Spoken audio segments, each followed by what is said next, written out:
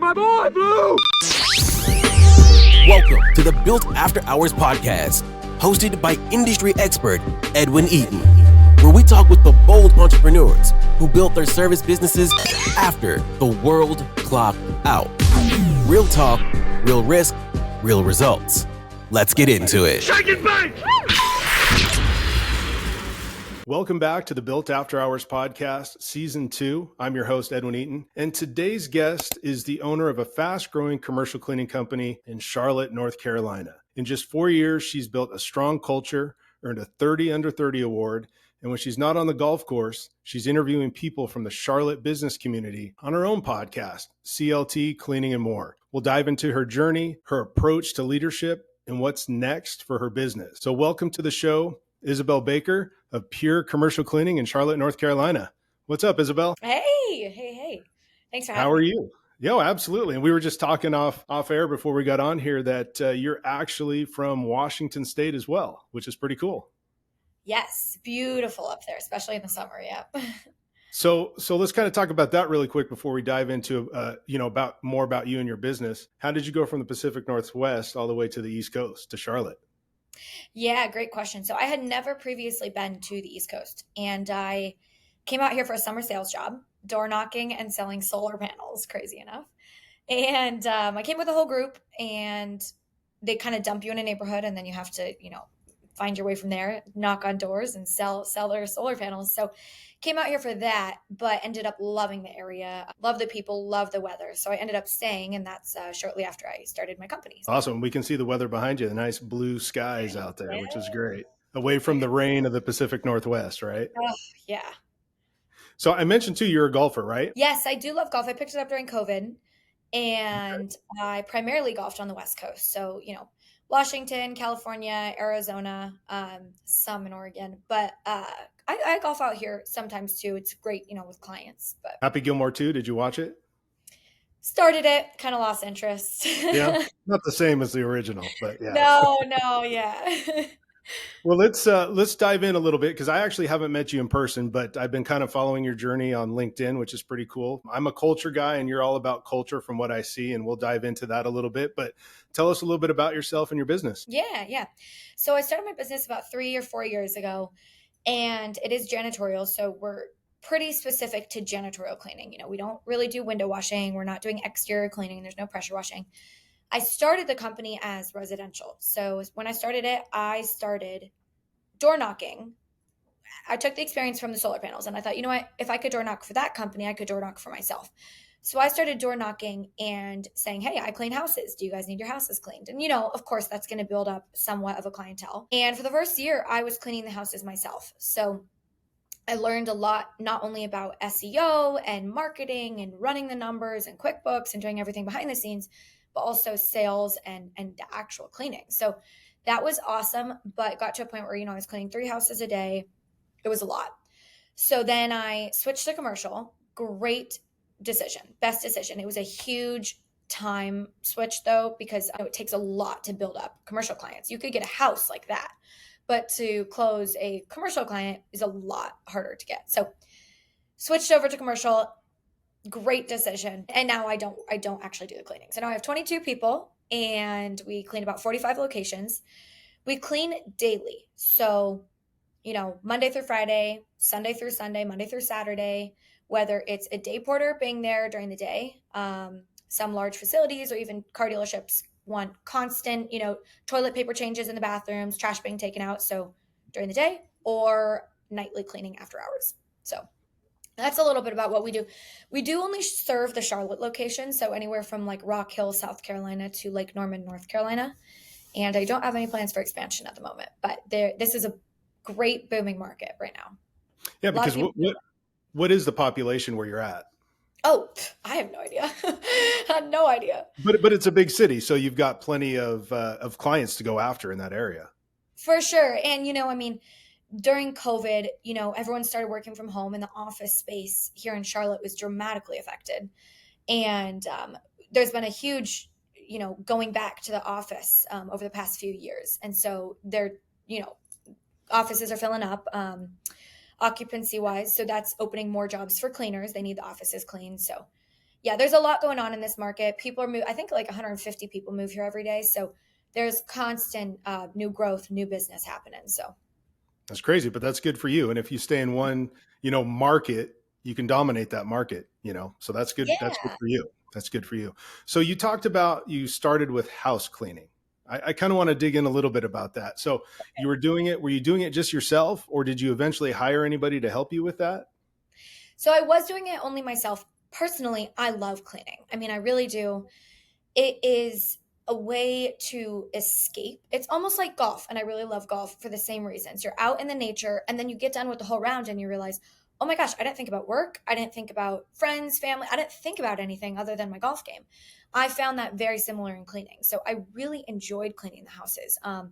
All the little like edges and baseboards and vacuuming. And then you get to meet these families and develop a relationship with them. Every house layout's unique. It was a lot of fun. Very, very hard work, but I loved it. I mean, if I saw like a pile of laundry and I was vacuuming the laundry room, I'd just fold their laundry for them too and just leave it on. It was Oh, so wow. fun. It was just fun. It was a fun experience and taught me a lot about the foundations of how to handle clients, how to interact with clients, how to, Sure. you know, yeah. And then it just slowly led into commercial because you saw that there was more money to be made in the commercial industry, Oh, good question. more So, stability. and no, it had nothing to do with saying about more money or anything. I started hiring in residential. Yes. So towards the end, when my back started hurting and I was like, oh, I do love this, but I do want to scale and I'm at my max. I'm doing 3 houses a day. So I'll bring someone on to do houses, clean houses. I'll train them and then I'll stack, stack, stack. Very meticulous. There's so many moving parts in hiring people in houses because, if Janet wants her house cleaned at 5:50 p.m. and the cleaner's 5 minutes late, she's calling me, rightfully so. Where's the cleaner? Whatever. The cleaner's like, I'm stuck in traffic. Versus now you go to commercial, they're like, look, we leave at 5, have it done by 5 a.m. And it's like, we have 12 hours now to clean this. And we're very consistent and that doesn't usually happen where people are late, but just like that, that's one example. So many other examples where it's more routine, it's more consistent. You get to develop a relationship with your clients because they are more expensive, yeah, but because of that, they're expecting higher quality cleaning. They're expecting loyalty on our end, and we're more than happy to give it to them because, I mean, they're a big client or whatnot. So way different than one house that wants, a clean maximum once a week. So it is different going from residential to commercial. So in the beginning with that, I mean, did you already have a prospect kind of set out? You had maybe a customer that you were ready to sign, or did you just jump in and use your door knocking skills and just start knocking on doors to get your first client? So yeah, I at the end of that year, I kind of decided, I'm gonna go for commercial. And when I decide something, I don't really look back. I go for it. And I did a lot of analysis beforehand. I did, research and whatever and market analysis. But I did use my door knocking. But the first contract that I got was just from reaching out to my network. And I reached out to everyone I knew and all the houses that I cleaned. And I said, hey, I'm looking at expanding into the commercial realm. If you know anybody, please let me know. And one of the guys that we cleaned his apartment, that I cleaned his apartment, he loved the work and he's like, I work at a car dealership. And my first commercial contract was a huge car dealership. Oh, So wow. yeah, and it was seamless. It was like, I'll introduce you, boom, yep, we'll sign you, start next week. And it was like, whoa, this is going to be easy. So I was like, this is awesome.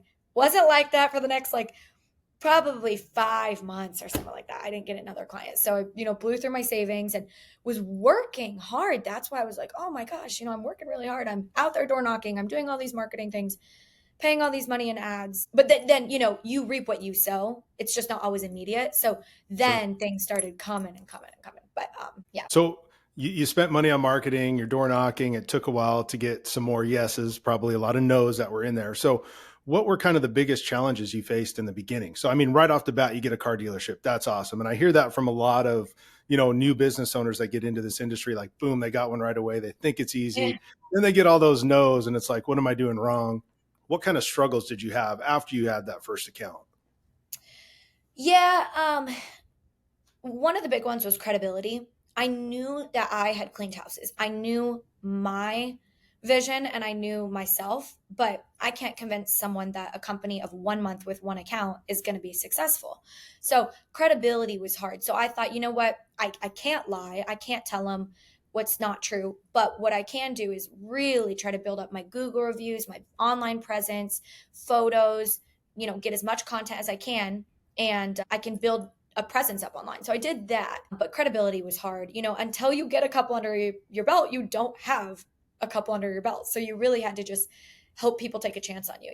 And then now I always look back and I'm like, thank you for taking a chance. And a lot of them are actually, like all of them are still clients. So yeah. I was just going to ask if you still have that first client. So it sounds like the answer is yes. The very first one, I do not. Still in great contact with them. I've asked them if they would, be a reference, and they're like, absolutely, we loved you, but they moved.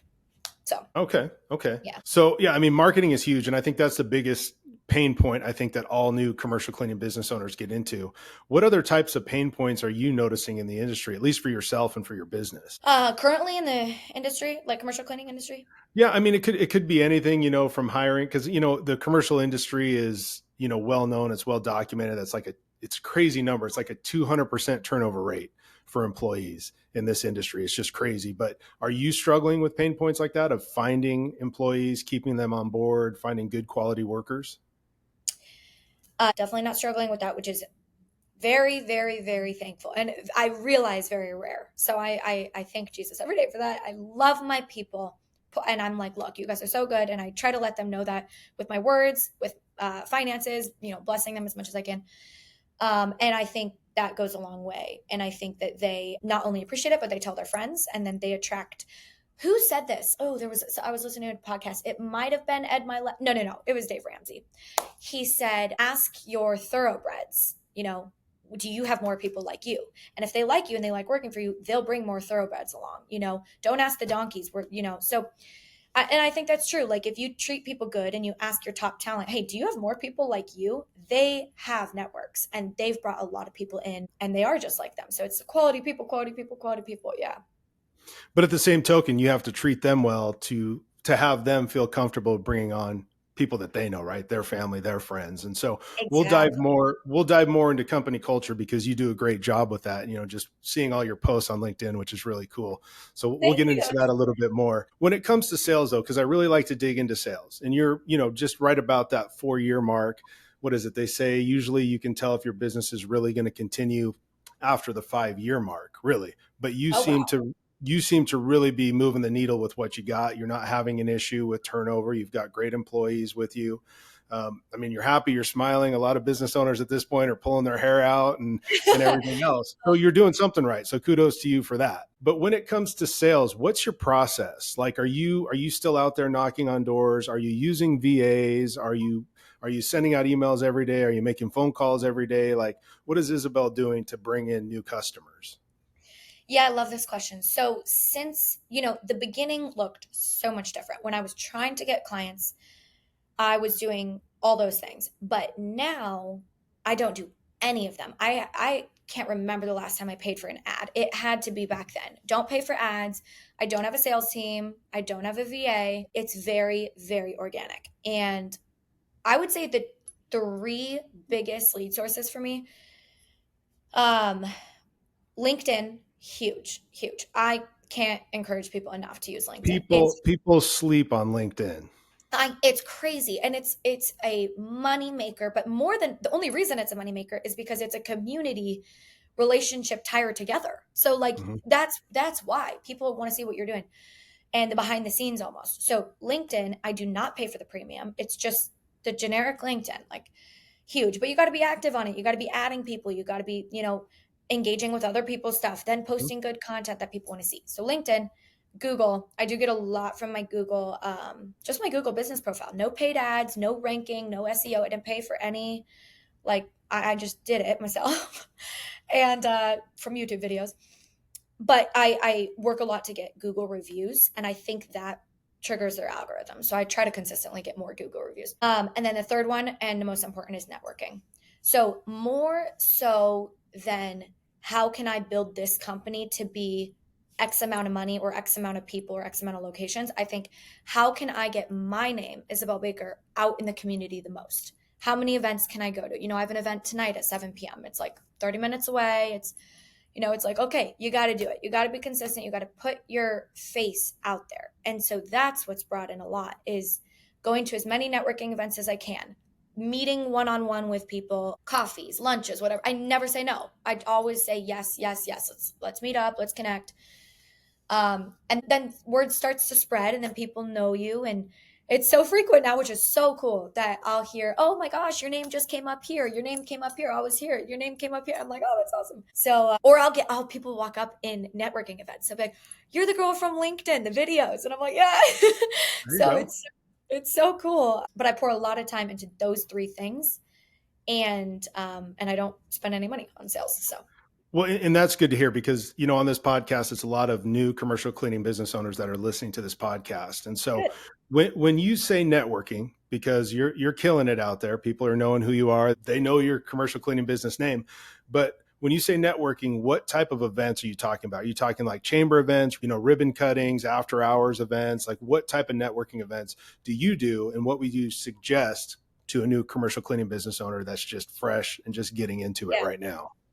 Great question. So the number one thing I would suggest is starting within yourself. Like, do not be afraid. It's going to be uncomfortable. There's going to be so many that you don't like, especially one-on-ones. There's going to be ones that you go home and you're like, why am I doing this? It's a numbers game. Sales has always been a numbers game. So it's about going to as many as you can. I talk with some people who are like, oh, I don't go to that networking event because I'm in real estate and that's for construction or whatever. It's not about that. Again, sales is a numbers game. How many realtors are going to that construction one, or people that you will? It's a tight community, and you're going to cross paths with people. And the more that people can see your face, the more they recognize, the more familiar, the more subconscious trust is built. So it's a numbers game. It's about getting your face out there. So any and all networking events. Anytime I hear of a new event, I'm like, oh, bring me in. I don't go to ones though that are like committed. Like BNIs. I don't have a group that I go every Wednesday to a BNI. I will go guest at a BNI, but that would be a huge time commitment if I started committing to all those. So I more go to the chamber coffees in the mornings. They'll have other coffee groups in the morning. The one I'm going to now is it's at some restaurant or bar, and it's a stop in after hours. So a lot of those. I'll go to the sit down ones every now and then. And these are pretty low key, low stress. You're just going in and you're just mingling, right? Exactly. That's all you're doing.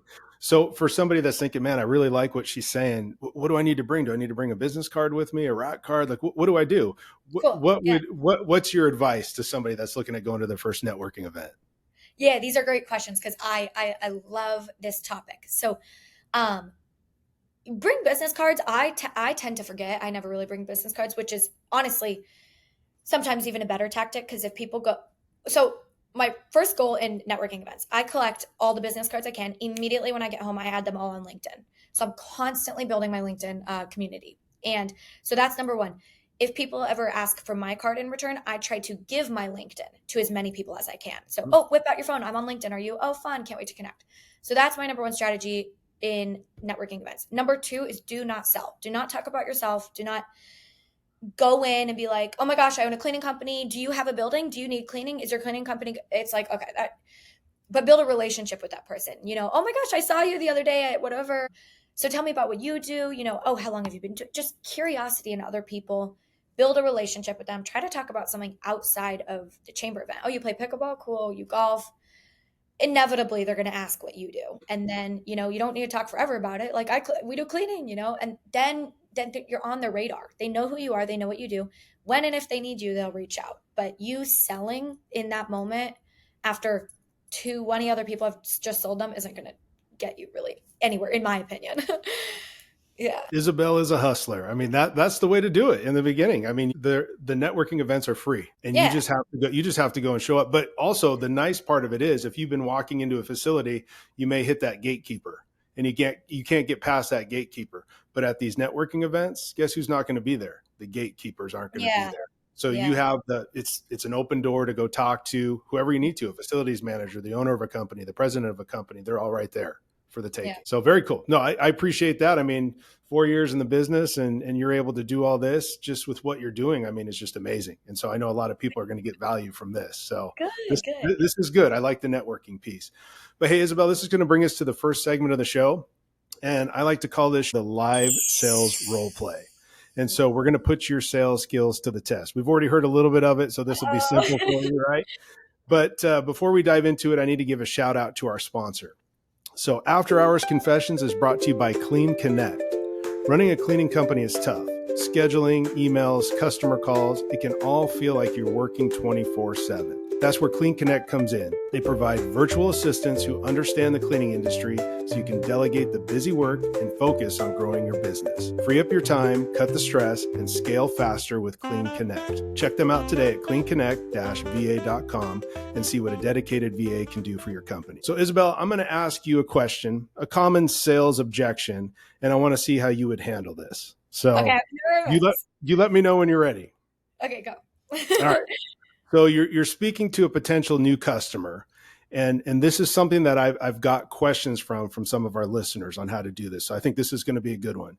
But that potential new customer hits you with, "We just had budget cuts. How do you handle our budget cuts? Maybe with your scope." How would you answer that question? Yeah.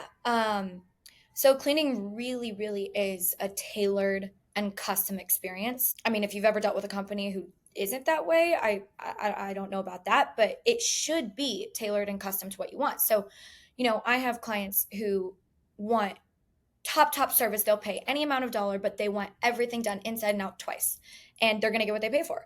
Then I have clients who are like, look, here's what we want done. Here's our key pieces. Here's what we're willing to pay. Can you fit it in? And obviously, me and the team are going to do whatever we can to fit it in that price. But it's all about modifying scope. So there are plenty of things that do not need to be done every day. Your blinds do not need to be dusted every day, but that's driving the price if they're in the quote for daily. Floors, do you have an area of floors that don't need to be mopped every day? If you have an office room that's used once a week, we don't need to mop those floors.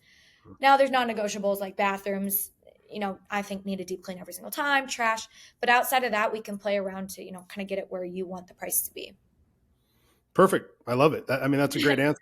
You just have to be able to adapt. I mean, things are just changing, where I'm at. And I know you're familiar with Washington State, but we're a data hub. We have data centers like crazy. Like I do over 100 data centers, and it's crazy because one will be open. And then we just had one that just shut down, and then it reopened again under a new company that had it. But you have to be able to tailor, fix your pricing to match the scope. So like you said, take things away. If there's an office that doesn't need to be cleaned every single day, then let's move it to 1 day or 2 days a week. So no, I love the answer. That's great. So I mentioned this before. A lot of our listeners are brand new to this industry. Some are just a few years into it. And I know you're 4 years into it as well. But one of the major pain points, and I touched on it earlier, is hiring employees. You don't have that issue, right? So that's kudos to you for that. But I think another problem is once you get them on board, it's just keeping them on your team and just following your social media posts. We're talking about LinkedIn. I follow you on LinkedIn. It's clear that you're big into company culture and leadership. And I love that because I'm the exact same way. So I see you showcasing your employees on social media. Why is that important to you? Why is that important to your company? Good question. I've never been asked that. I don't post the photos of them with a strategy or an intent. I just really love my people. There's two areas of what really fuel me in this business. And don't get me wrong, I actually love running the company. So I love reconciling the books. I love going over the profit and loss. I love sitting in my office, in my sweats, like doing all the computer work. I love that.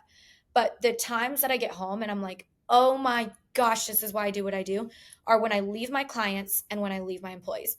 So I will 10 times out of 10 times, I will go into these employee facilities with a tough conversation that has to be had. This isn't working out, like this scope, how are we going to pivot, whatever.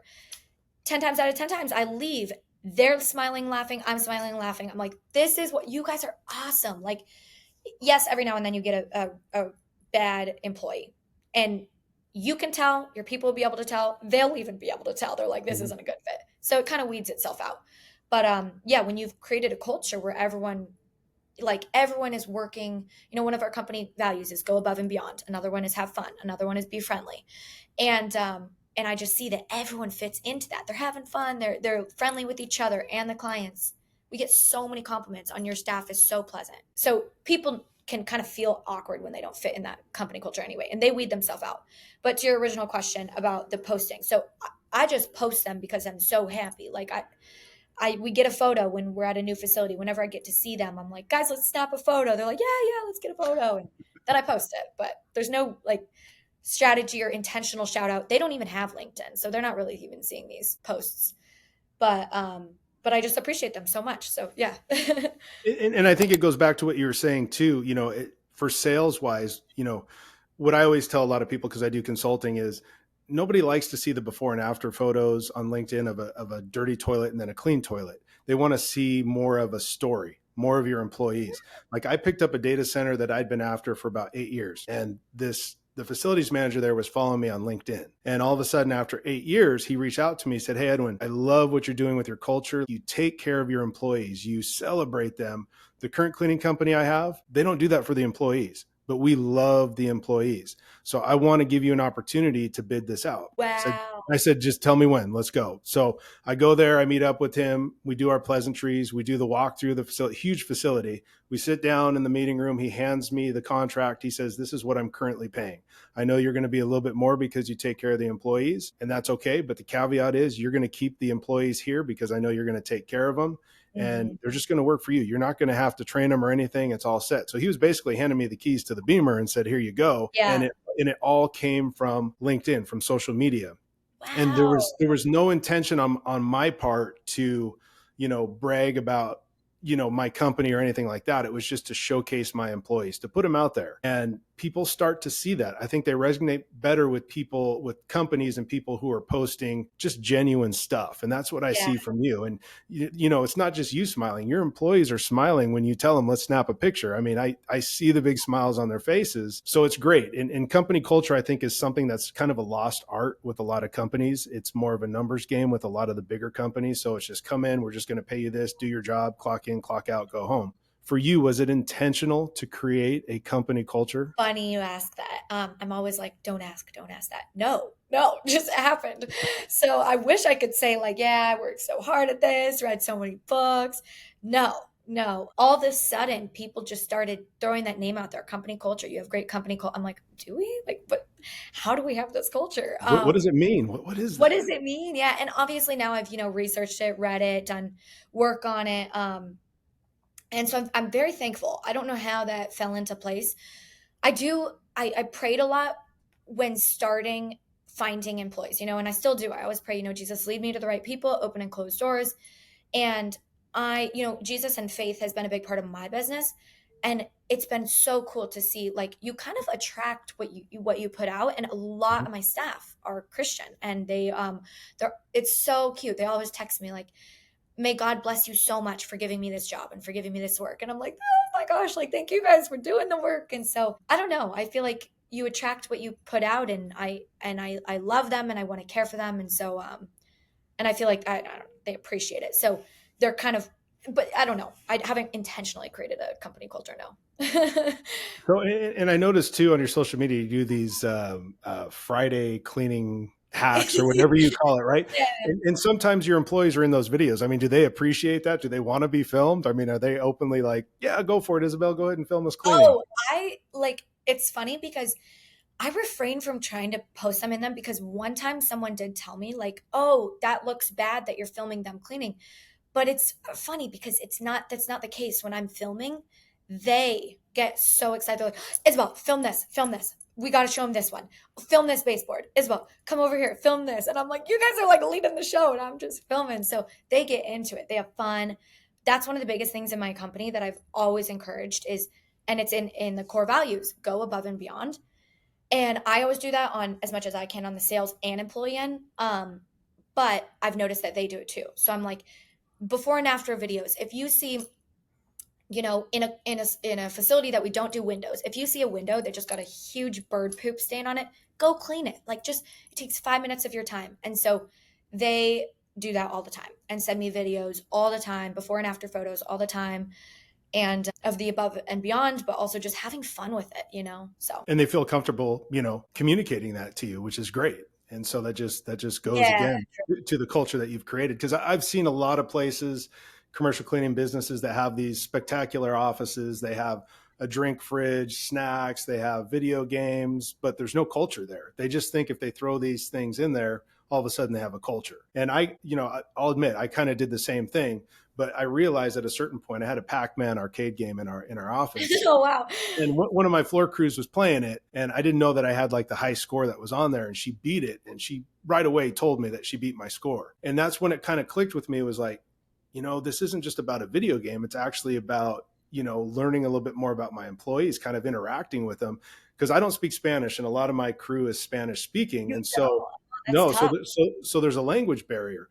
But what happens is I can play a video game with them, and all of a sudden we've kind of bonded in that way.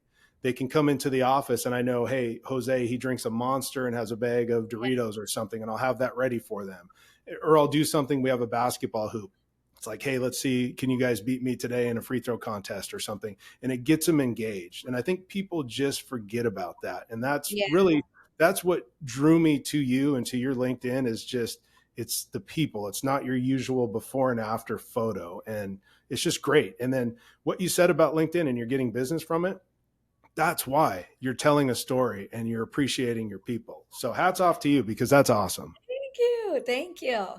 So what I do in my company too is I used to do employee of the month, and I've told this story many times. I would give out the employee of the month, and then all of a sudden the employees would quit, and I couldn't figure it out because they were rock stars. And then one of them, I pulled into my office and I said, why are you leaving? Why are you quitting? It's like, well, Edwin, you gave me the employee of the month award, so you put me on this pedestal. And all the other employees thought that they should have received that award. So there's like a target on my back. And I thought, okay, I'm scrapping this. This isn't working. I don't care about all these other companies that are doing employee of the month. Let's figure something out.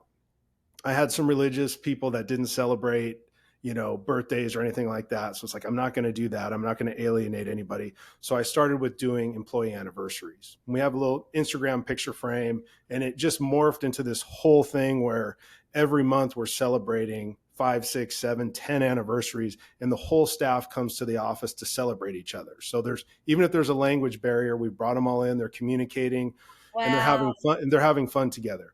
And so reason I bring that up is, do you have any specific systems or traditions, with your employees to help them feel valued and connected with your company?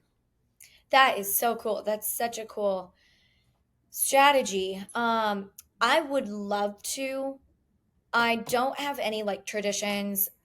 When I started out, I would bring a birthday cake to the facility with candles in it lit and like come around a corner and they're like, oh my gosh, wait. It was cool. It was really cool. But you get to a certain point where it's like, I don't have the time to be doing that anymore, but I try to appreciate them in different ways. I take a lot of them out to dinners, pedicures, try to get them outside of the cleaning setting. Even if it's simple, going in my leggings and t-shirt and getting on the floor and scrubbing too, and turning on some music and finding deep cleaning projects, that's fun too. But no specific thing, just as much as I can be involved. Well, and it's also good if they see the owner of the company actually on their hands and knees scrubbing the floors or working alongside them. I mean, that goes a long way. Yeah, true. I wish I did it more often, but that's a really cool thing about the Friday videos is those videos keep me in check because I need content for those videos. So it keeps me going and clean, either physically cleaning or filming someone clean. But I do try to do some of those projects. But yeah, so those keep me going in and cleaning. That's cool. And the videos are great and your employees are getting into it. So that's good too. So, but again, new commercial cleaning business owners are listening to this podcast. So what advice would you give them about leading their teams? If they're just starting to hire people and they have teams, what advice would you give them? That's a good question. I would look for, in cleaning, there's going to be people who have a lot of experience. There's going to be people who have a lot of experience and are good and love it. And you can tell when they love cleaning. There's going to be people who are just trying to get a paycheck. And I would look for those key people and then give them a lot of responsibility. Start letting them train other people as people come in. Start letting them lead some things, lead some teams. Like it's a win-win because they feel pride and ownership. They feel valued and respected, and you appreciate their style of work, but it takes so much off your plate. So, I have several key people in the company who I depend on and go to for, hey, can you do this? Can you train this new person? Can you show them this? Can you go stop by this facility and bring this or do this? And they're more than happy to do it. They love it. But yeah, just delegating out to those key people. Now, it takes some time to recognize who those people are because you could get yourself into a mess if you're just delegating to just anybody. But once you recognize who those people are, yeah, trust them. Like, have what's the saying? Like, don't assume the worst case scenario. Like, assume the best once you get to know them, and give them the responsibility until maybe they prove otherwise. I like that. I don't know. I think so. Yeah. It was hard for me in the beginning to let go, and I think the key word you mentioned was delegate, and that's that word to me. I didn't believe in it. I couldn't delegate my work. I had to do it. But as soon as I figured it out, my business started to grow. Was it tough for you? Yeah. I mean, that's the only way your business can grow. Like, there's a whole book on it. I mean, The E-Myth by Michael E. Gerber. Yep. And he talks all about that. It's like, you love what you do. You started creating the pies. That's awesome. But now you're burnt out. And now there's nobody to do any of it. So you have to delegate. But I didn't mean to speak too soon when I said, like, never assume the worst. Like, you want to get to know these people. Like, give them a couple months, if not years. Then once you recognize their patterns and their integrity, and you've trusted them with keys, alarms, codes, people, then you can start to, I don't just give people that responsibility right away, but delegate. Was it tough? Was it tough though for you to delegate early on? No, not at all. Because if I was delegating the admin role or the sales role, it'd be so hard for me to give up. But these people who I hire have been cleaning for 20 years. I haven't almost even been alive for 20 years. So, like, I have to trust them. Who am I to say, I started this company, 4 years ago, 3 years ago? Who am I to say, like, no, I know best, I'm going to continue doing it? No, you know best. I want you to fit into these things that we do as a company that maybe other janitorials don't do. But now you do you. Like, until, like I said, until they're proven. And that has brought the most, like, beautiful transformation in the company because they have ideas that I never would have known. I have not been in the janitorial industry for 20 years. So no, it was not hard to delegate out. I trust them once I see their work style. So that's good. That's good. You made it sound like you're really young, so I feel really old right now. So no, I mean, I'm 26. But like, but to be cleaning for 20 years is wow. Like, that's But it's cool. I mean, being able to delegate and let that go, that's awesome. Again, your business is just going to grow because of that. But hey, listen, this brings us to the next segment of the show, and this is called After Hours Confessions.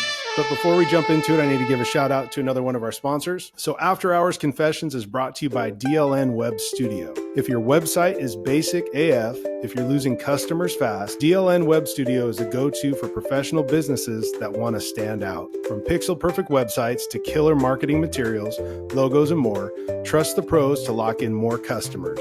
Ready to upgrade your online game? Head to dlnwebstudio.com. So Isabel, this part of the show, again, I like to call After Hours Confessions. This is your opportunity to share a story about your business that no one has ever heard before, or maybe you have a hidden talent that not many people know about. You willing to share something with us? Yeah, I'll start off with a simple one. Not necessarily a hidden talent, but people never assume it. I speak completely fluent Spanish. So I spend like 60% of my day in Spanish, texting, calling, communicating with these people. That's the only reason I can take them out for dinners is because I can speak their language. So yeah, completely fluent Spanish. That's the fun little one. But confession or after, something people probably wouldn't know about the company is it all was founded on a breakup.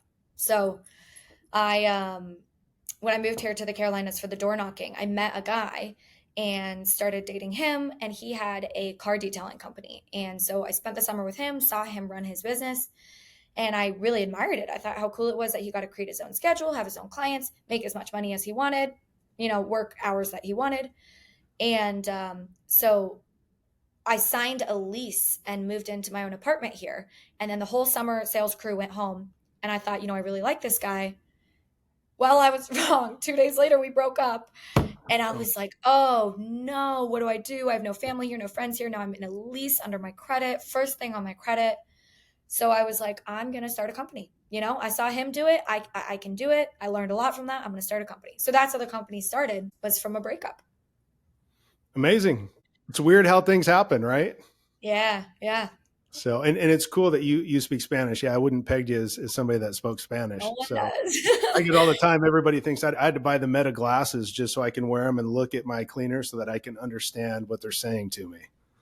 Oh, does it like translate in the It glasses? translates. Yeah, it's actually pretty good. So yeah, Oh my but goodness. I wish I had your skill set and I could speak it and understand it. So that's good for you. Well, it's a huge bonus. Yeah. Yeah. Oh, I bet. I bet.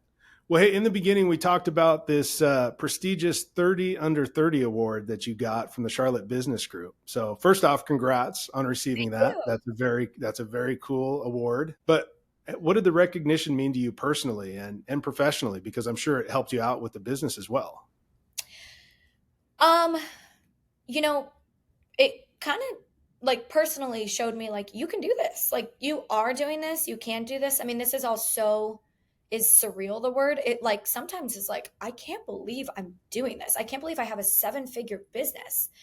And like, feels like last year I was like, what do I do with my life? Like so it's crazy. I mean, it's really crazy. So getting that award was really like, wow, well, you are doing this, first of all, and you can do this, and you will continue to do this. So it was cool. It was reassuring. Well, for all the new business owners listening to this, she just dropped a bomb there.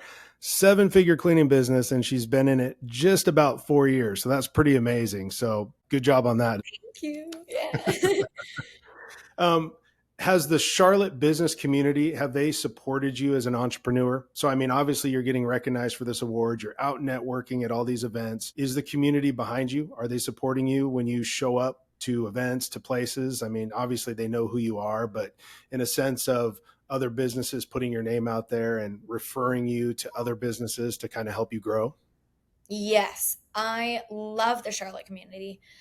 And that's why it's so important to me to go to these networking events and meet people, because the Charlotte community is what is going to fuel the company or destroy it. Reputation's everything. So they have, yeah, the Charlotte community has been amazing. I mean, I hear about people talking about me behind my back, and it's just all like good, uplifting, encouraging, referrals behind my back, like things like people just have been amazing. Yeah, so I love the Charlotte community. They've been super supportive, super helpful. And I mean, I'm blown away. Like I moved here knowing no one. I still have no family over here. And I developed this community in the Charlotte community, and people will comment on my Facebook post, comment on my LinkedIn post, call me, text me. And I didn't even know who they were, a little bit ago. And I just met them, and they're so on fire for my business. They're so excited to see it grow. They're so in support of me. And I mean, like if any of you guys are watching, I mean, that means so much. Like, yeah, so much. Priceless. All fueled by a breakup, right? That puts you in the Yeah. right direction. Yeah. Wow. So, you're young. Are there any unique challenges of being young, of being a business owner that you've run into? Any advantages, any disadvantages being in the business world? Yeah, once again, I mean, it goes back to credibility, like I mentioned when I started it. When you have a good thing and you've built up clients and you know what you're doing is right, and you have morals and your team has morals, and you know that you'll never do things wrong. And if there's a mistake, it's always an honest mistake. That goes a long way, and you're going to have clients who are going to speak highly about you, but there will always be clients who are like, she doesn't know what she's talking about. How could she be good? There's janitorial companies who've been around for 20 years. She's been around for 4. So I'm sure out of like all the walkthroughs I do, I'm sure I lose a good chunk of them just because I'm young, or I'm a female, or I have too much energy, or I'm not in a business suit, or I don't have a male walking with me. There's many reasons, but once again, sales is a numbers game, and those probably wouldn't be the clients that I would want to get anyway, because if they doubted me in the walkthrough, how much more are they going to blame me for everything that goes wrong in the company? So, right. Or in the cleaning. So yeah, no, definitely. I'm sure it happens. I've never, thank God, never directly been told like I'm incompetent or not enough because I'm young, but, and I've never been made to feel that way either. And if I ever do feel that way from a networking event or a comment from someone, I'll just, shake it off and be like, well, what I'm doing is working and our clients love us. So I'm happy. Like, There you go. Yeah. it's all I can do. I can only control what I can control. So. Cool. Well, I just want to touch on this because you brought it up. So yeah, you're 4 years in business, but have you run into that where there's somebody that's been in business for 20 years? And how do you, this is going kind of back into the sales part we were talking earlier, but how do you differentiate yourself and your business from somebody that's been in business 10, 15, 20 Yeah, years? very, very simple. And when it comes to what sets us apart, even though we don't have the experience under our belt or maybe resources that they do, the benefit of that is I'm the owner and I'm still involved. The owner of these large companies. Have you even ever met them, heard from them? Everyone says no. It's like, okay, so you're put in touch with a sales manager, right? Okay. You know, it's like they could be fired tomorrow. I'm the owner and you have my direct cell phone. You call me at 11 p.m. at night. You text me anytime you want and I answer right away. So that's invaluable. I mean, no one's going to care more than me. No one is going to communicate better with the team and get them into shape than I'm going to. So that's the biggest selling point, is knowing you have all communication with me. I want a relationship with you, to the extent that you want a relationship. If you don't want to talk ever, great. But if you want to go golfing every week, also great. So I'm willing to be involved as much as they want me to. You always have to communicate in this industry. And we put it on our website as communication is our love language. And that's a Yeah. pain point.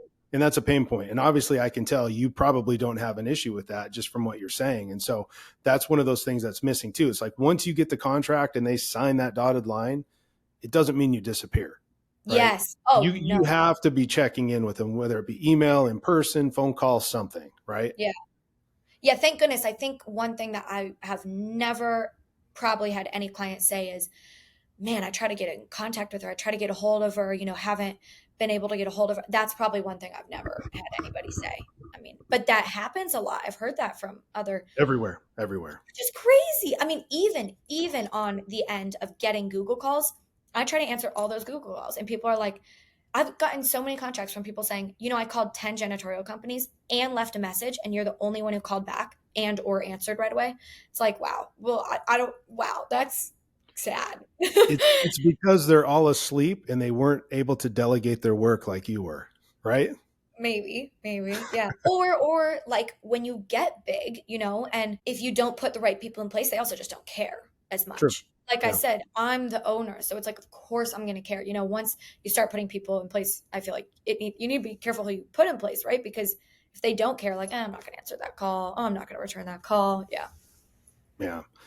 Well, hey, you're on this podcast, which I'm thankful for, but you also have a podcast. You have your own podcast, right? I think it's called CLT Cleaning and More. I've been listening to it on Spotify. Pretty good stuff. So, Cool. and I'll put the link to everything in the show notes as well. But why did you decide to launch CLT Cleaning and More?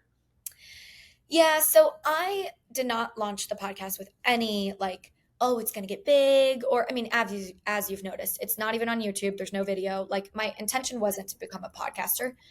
It was more so that one of the biggest ways I built this company is gaining wisdom, insight, and knowledge from people who've had experience in life. So sitting down, taking someone out to coffee or whatever, how did you fail? How did you recoup? How did you learn from it? What would you do different? And that's how I built a company, learning from people's mistakes. So a podcast is, I just continued it there on the podcast, with some people in Charlotte who have had great experience, they're, worked their way up. They've done really well for themselves. They're high up in companies or just really successful in their role.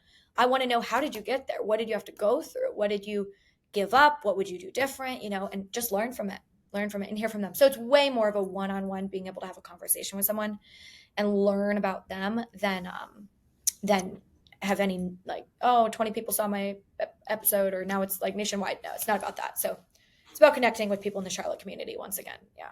No, and it's cool. And again, if you haven't listened to it, we'll put the link in the show notes because it is. I mean, it's cool. But if you're getting a lot out of these business owners, it's almost like a free consultation for you from some of these big leaders in your area. And so they're giving you insight. And so for new business owners that need that insight, it's a great show to listen to and you can learn something. So it's great.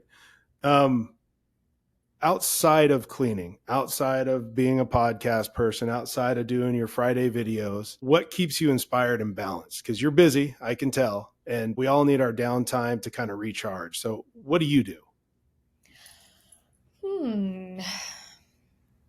I play pickleball sometimes. I travel occasionally. So yeah, I travel a good bit. I was in New York with a girlfriend, and then went back to New York and went out um, in Long Island, swam a ton, and then, going to Spain in a couple weeks, and then gonna go to Italy next May. I mean, I try to get out and see, do things with the time. But once I'm there, I want to like really detach and, really enjoy it. So I try to spend the time that I am here in Charlotte really prepping for that, leading up to that and building everyone up for it. I mean, one of my favorite pastimes is building this business. Like, how big can this get? How well structured can it get? How happy can I make my employees? How low can I make turnover? How many clients can I get to refer us? It's literally like a game, like a real life video game. So I play it all day long. And I walk. Definitely hang out with friends.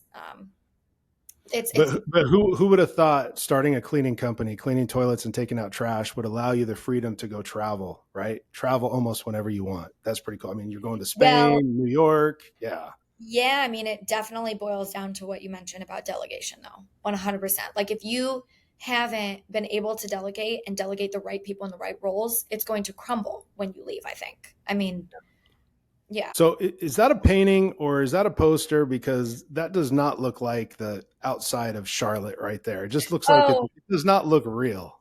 Yeah. That's cool. That's a view right there.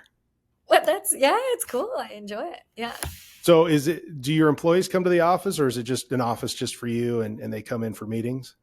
Really, I got the office because before the office, I was working from my apartment, and I love my apartment. But productivity wise, I was like, I kind of want to get out, like wake up and go somewhere instead of just wake up and crack my computer open again.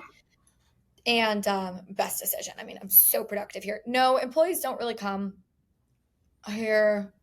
It's not like they're not welcome to, but they drive so much in between jobs and stuff, and I don't know if I have any that really live close to here, so I would never make them come out here. If they want to, but I always try to meet them. So like, if I'm gonna have a talk with an employee, I'm gonna go to where they're cleaning. I'm not gonna make them drive extra to come out, or I'm gonna have them drive to a dinner that I'm buying. So it's like, I don't want to waste their time or gas or miles or energy. Gotcha. No, I just needed to make sure that was a legit window and that's actually your view. Yeah. That's pretty sweet. Hey, so this brings us to the final segment of the show. And actually, on your podcast, you've got the same name for your segment of the show. And I call this Rapid Fire Roulette. Oh. But before we jump into this, we do have another sponsor. And so Rapid Fire Roulette is brought to you by Wildscape Media. Does your cleaning business need a social media glow up or a pro commercial that makes folks go, damn, that company is badass? Meet the dynamic husband and wife duo who'll jet anywhere to capture your story in epic style. Ready to stand out and turn heads? Hit up wildscapemedia.com and let Wildscape Media paint your brand in bold. So Isabel, Rapid Fire Roulette, you're very familiar with it, but I'm going to ask you 5 questions and you get 3 seconds to give me a quick answer. So you ready to play the game? Yep. All right, let's do it. Dream golf course still on your bucket list? Oh, there's one in Idaho that has a floating, I don't know what Apple? it's called. I know which one you're talking about. Yep. Really? Yep. Yeah. It's a great one. Favorite way to celebrate when you win a contract? I don't know. I mean, just like harvest the energy. I would say, go out for a drink with girlfriends, but the energy is so high of getting a new contract that going out and drinks only brings it lower. So just like enjoy the energy, look outside. Yeah. Sing music in my car. So speaking of that, what's your go-to hype song? I don't have one. Am I supposed to have a go-to hype song? I don't know. I like old funk music sometimes, old groove. Okay. Yeah. Okay. Definitely no rap. So since you're a golfer, what's harder, sinking a 20-foot putt or closing a deal after a follow-up? Closing a deal after a follow-up, yeah. Oh, you can sink those putts, no problem, huh? Okay. So final one, what is your OG cleaning tool? Pumice stone. Pumice stone, okay. I like that. You need them. But the OG, like best friend, love them forever, use them in my personal life, microfiber rags. Oh, there you go. Yeah. Good. Like people who clean with paper towels, get some microfiber rags. What are you doing? They like streaks, at your house or whatever. Yeah. Exactly. Well, hey, thanks for playing the game. We like to keep it fun and play games on the show. So thanks for playing that. You're going to have to come up with a hype song, though, a specific one, Yeah. What's yours? From the consulting side, and people give me crap about this, because I quote a lot of great philosophers, and the great philosopher Pitbull, he's got a song and it starts out with, ask for money, get advice, ask for advice, get money twice. You know, the one with Christina Aguilera. So yeah, I would say that's it for me. Yeah. Cool. People are going to give me crap for bringing that on the show.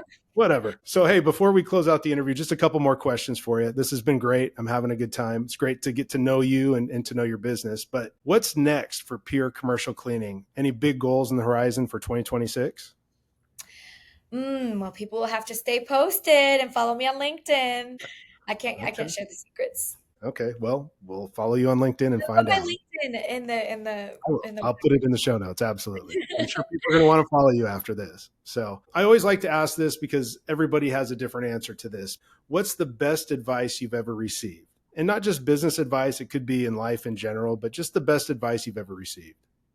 Yeah, I really love it's not I didn't get it personally from a person. It's from a book, but Think and Grow Rich, Napoleon Hill. He says, if you want to get to success faster, double your rate of failure.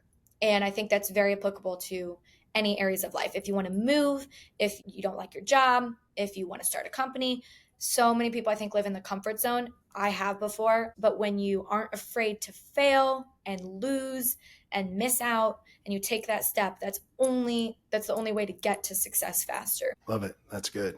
And so final question. Again, a lot of new commercial cleaning business owners listen to the show. So what advice do you have for the cleaning entrepreneurs that are just new to the industry? Network a lot, like try to build your brand. If you are doing socials, try not to make them dry, like you said, like before and after photos, but try to post some photos of yourself, of beautiful facilities, beautiful views, your employees, engaging content, genuine content. Numbers game, remember it's a numbers game. If something isn't working, don't keep doing it or paying the money for it. If you're cold calling and you've been cold calling for 3 months, 100 calls a day, that's enough to know it's not working. Like move on, Same with if you're paying $500 a month or $5,000 a month for an SEO company and 6 months in, 9 months in, your SEO is still not ranking, that's not working. So I think always pivoting and adapting and changing to what will work, trying new strategies, closing off ones that aren't working. I think that's also probably smart. Yeah, pivoting. I love it. You have to if you're going to grow in business. So perfect. Well, hey, I appreciate you being on the show. Again, we've never met in person, just following you on LinkedIn and love the journey. I wish you continued success. I mean, you're still in your 20s. You got a 7-figure business, and this all happened because of a breakup, and it led you to put fuel on the fire. Tremendous job in what you're doing. And again, I appreciate you being on the show. Thank you. Yeah, this has been super fun. One of my favorite podcasts. Thanks again to Isabel for being part of the show. If you enjoyed this episode, drop a comment, share with a friend, and don't forget to subscribe so you never miss the next story of entrepreneurs grinding after hours. Catch you next time. Thanks for checking out this episode of Built After Hours podcast. Please be sure to like and subscribe and share with someone you know who is building after hours. Remember, be bold, take risks, and get results. See you next time.